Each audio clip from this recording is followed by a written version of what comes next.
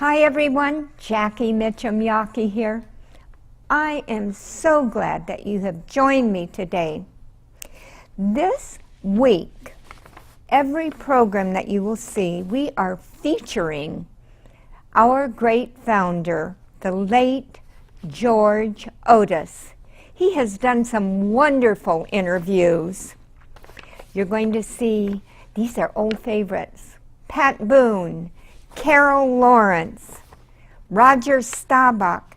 How about former President Ronald Regan and Barry McGuire? You will hear their testimonies and see the impact that they had on our early 70s generation and even into the 80s. Now remember, these were produced in the 70s, so they're not HD, but they are high definition in content. Okay, let's go to today's special feature.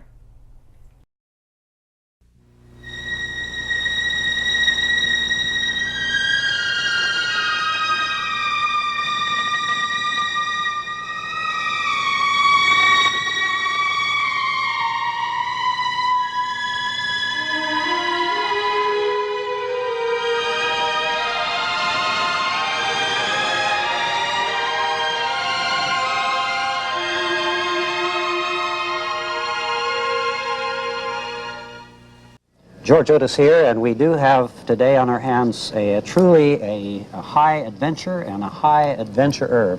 I think there's been a wave of humanism or hedonism throughout the land. It's happened before in history, and I think we've had it. We've seen our educators in many instances. First, they wanted to do away with in loco parentis. They no longer wanted responsibility for anything other than the classroom with regard to the students that come to the colleges in the land. This has spread to lower levels of education, to where the moral ethic is supposedly not the function of education. That and the situational ethic, it is true that, well, there are no absolutes. I, however, am optimistic because I sense in this land a great revolution against that, a feeling of unhappiness, of anchorlessness. I think it's responsible for much of what has happened to our youth because they feel without guidelines. They feel without an anchor. What you're sensing then as you travel back and forth across the United States is a change in our moral commitments? Oh, I think there is a hunger in this land for a spiritual revival, a return to a belief in moral absolutes, to the same morals upon which this nation was founded. The great historian who just died, Arnold Toynbee, said, unless there be a great spiritual renewal, there isn't even hope on this earth. So it is kind of important today. And God says he is the same yesterday, today, and forever. And so his ways and his thoughts are the same and don't necessarily change to fit contemporary circumstances. Do you believe that's the fact? Yes. They say that man has written about, in his entire history, about 4 billion laws. And with all the 4 billion, they haven't improved on the original 10 Commandments one bit. As a matter of fact, that certainly is a profound statement. You know, I've got a copy of a statement that you made earlier this year regarding a need for spiritual renewal in America, and I wonder if I could impose upon you, maybe just to share that. Would you mind reading that to us, that we might know what you feel? Yes, I remember when this was asked of me, and it wasn't easy to boil it down to a few paragraphs in one page, but the best that I could do was to say that in this bicentennial year, we're daily reminded that our strength and our greatness grew from a national commitment to God and country. Those institutions of freedom which became famous worldwide were forged in the fires of spiritual belief. Yet today, many of these institutions are in jeopardy. The time has come to turn back to God and reassert our trust in Him for the healing of America. This means that all of us who acknowledge a belief in our Judeo-Christian heritage must reaffirm that belief and join forces to reclaim those great principles embodied in that Judeo-Christian tradition and in ancient scripture. Without such a joining of forces, the materialistic quantity of life in our country may increase for a time, but the quality of life will continue to decrease. As a Christian, I commit myself to do my share in this joint venture.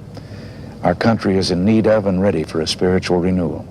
Such a renewal is based on spiritual reconciliation, man with God and then man with man. A bicentennial celebration is only important if we can learn from its history, one lesson should be that as a nation, it's in God we trust. Now that's pretty straight talk.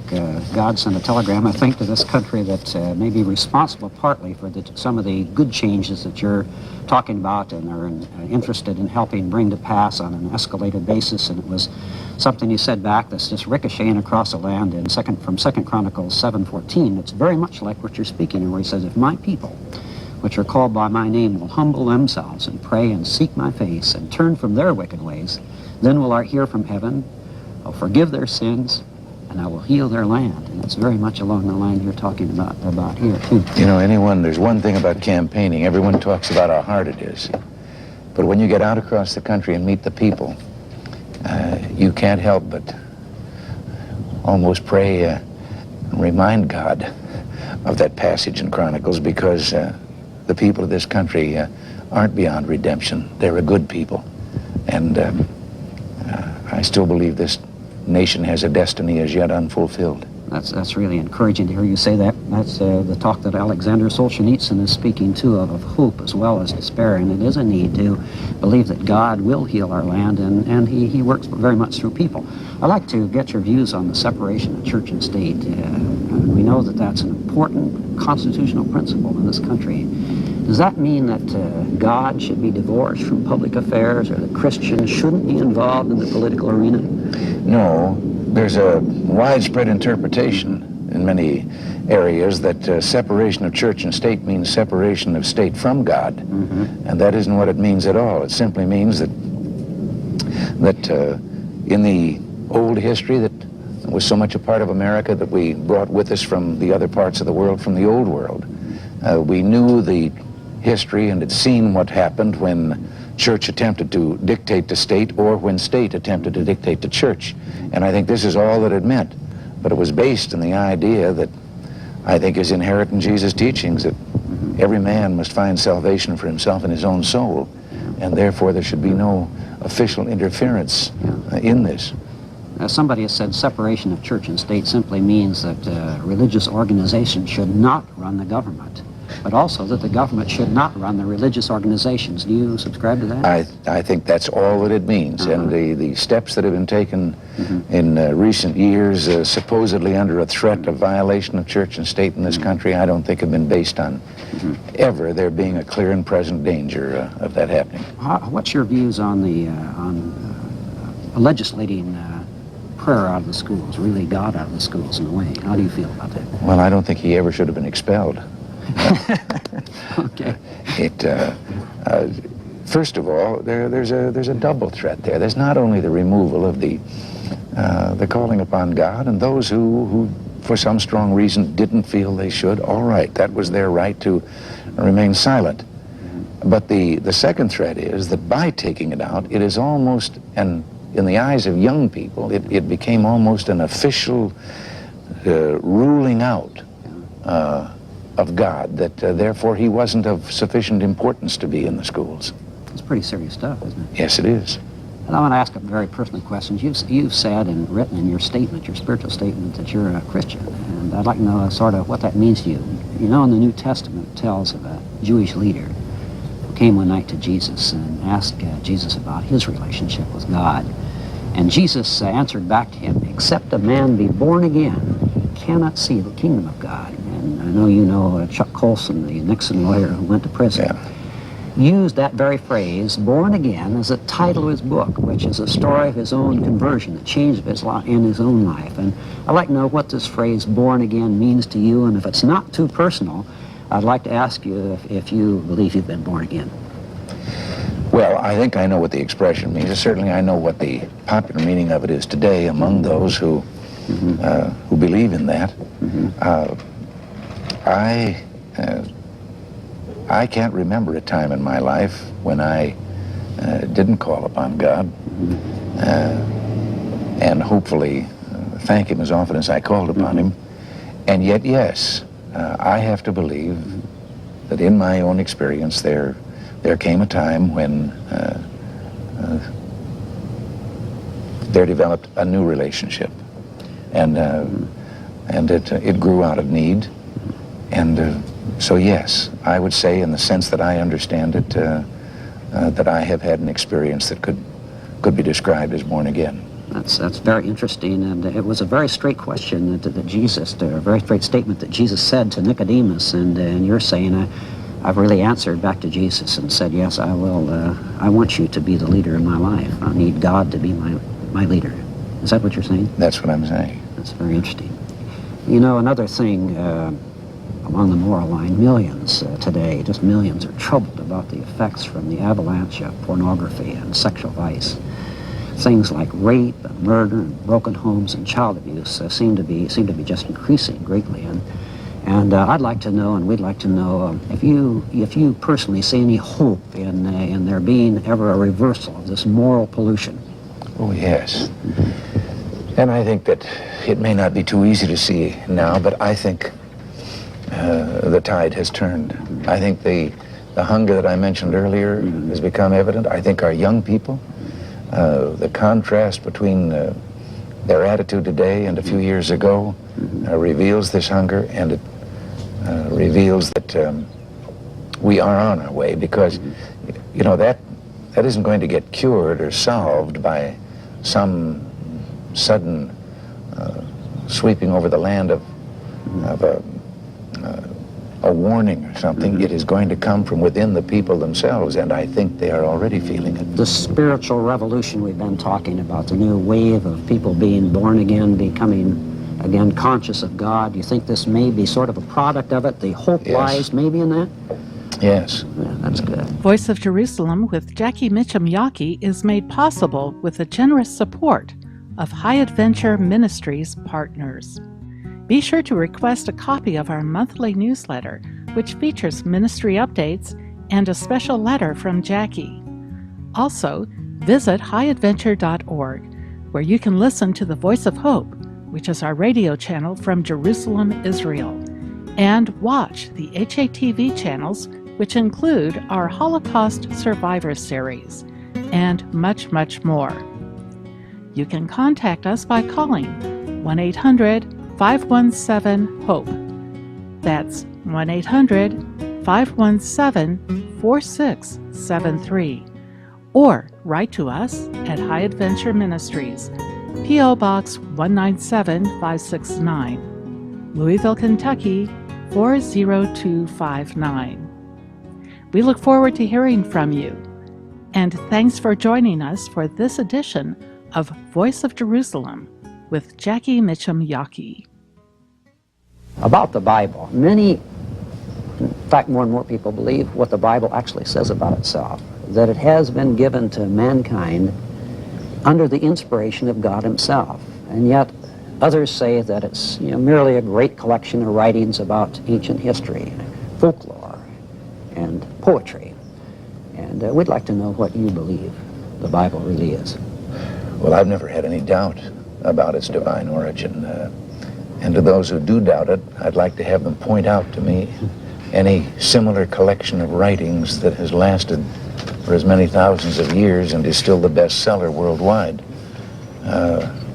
No, I think it had to be. Just as, how can you write off the prophecies in the Old Testament that hundreds of years before the birth of Christ predicted every single facet of his life, his death from his birth to his death, and that he was the Messiah. And do you say that, well, they were fortune tellers and it was just luck that they guessed at it? Too many like that.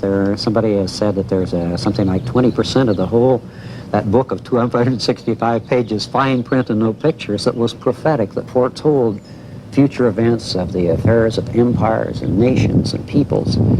And all of them have come to pass exactly how and exactly when God said they would. And so it does seem to be self-authenticating. It does seem to be proving what it says about itself. And that's very interesting to get your views on it, too.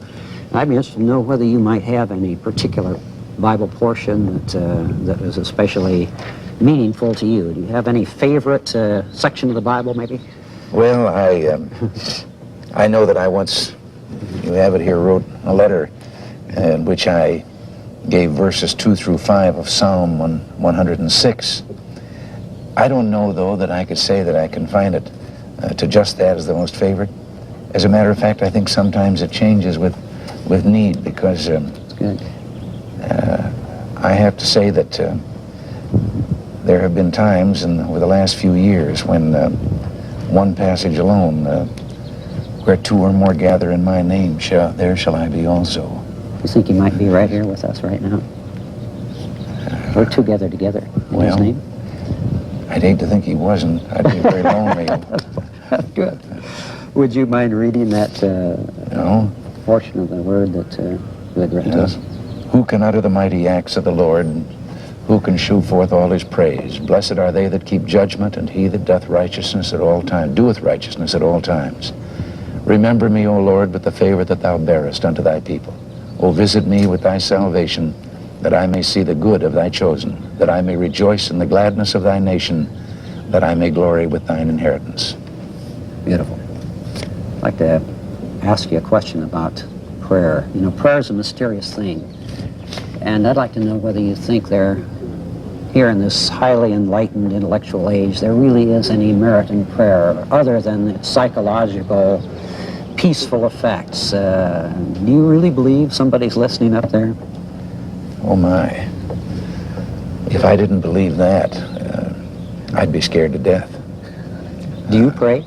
Oh, yes, I do. Have you ever had answers to prayer?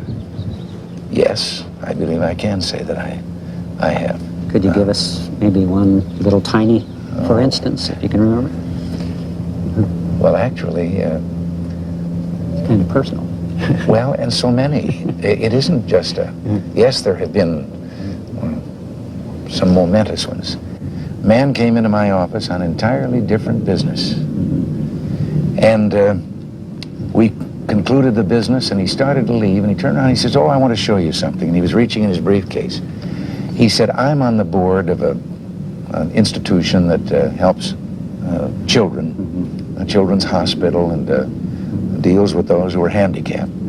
And he said, just this morning, I was there, and they had a little ceremony thanking me for some of the things that I've done.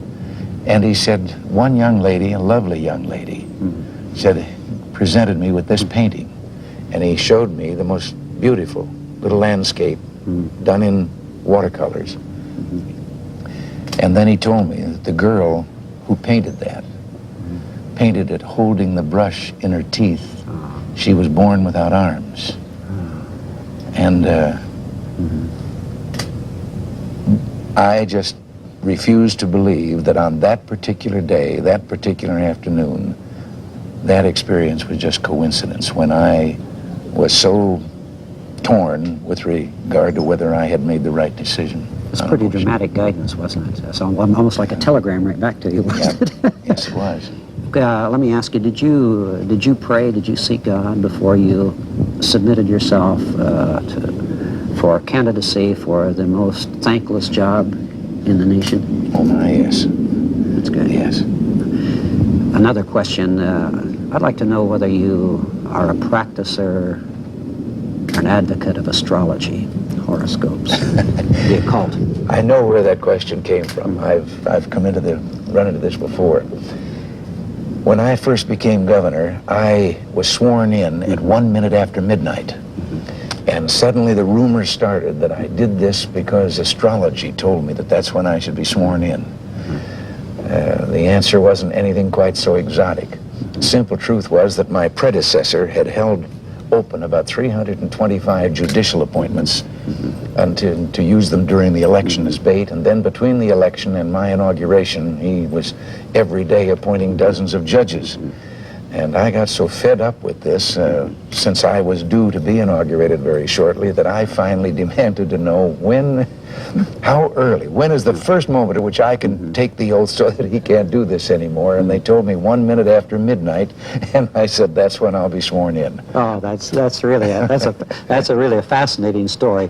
Perhaps a last question would be how, as you became the leader of the most powerful and prosperous nation in all history, would you go about selecting leaders? Would you consider only the council of men, or would you have that be a blend between a council of men and seeking God's guidance on it? Well, the latter, of course, I would have to do. When we did this in California, when I became governor, I've often told about one of the requirements that I had. I didn't seek people who wanted a government career. I didn't want people who had a